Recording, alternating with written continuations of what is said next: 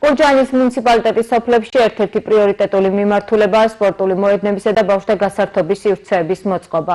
მალე სოფელ შაშიანში მინი მოედნის, სატრენაჟერო სივრცისა და ბავშვთა გასართობი მოედნის მშენებლობა დაიწყება. გარდა ამისა, კიდევ რამდენიმე სოფელში იგეგმება პატარებისთვის ატრაქციონებისა და მინი სპორტული მოედნების მოწყობა. პრიორიტეტული მიმართულებაა გურჯაანის მუნიციპალიტეტის სპორტული და გასართობი ინფრასტრუქტურის მოწყობა. დღეს მდგომარეობით მომზადებულია უკვე სატენდერო დოკუმენტაცია და ჩაიგზავნება ტენდერზე. უახლოეს 2-3 დღეში გამოცხადდება ტენდერი სპორტული და ბავშვთა გასართობი ინფრასტრუქტურის მოწყობისათვის.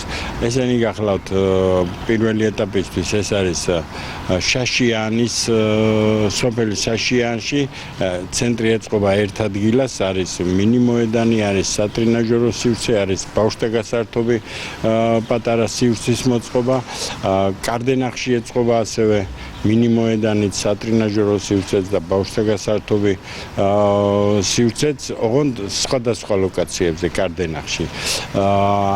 ასევე კახიფარში გვაქვს მოსაწყობი სატრენაჟერო ინფრასტრუქტურა, სოფელ ნანიანში, სოფელ მელანში და სოფელ ახაშენში ბავშვთა გასართობი ინფრასტრუქტურის მოწყობა.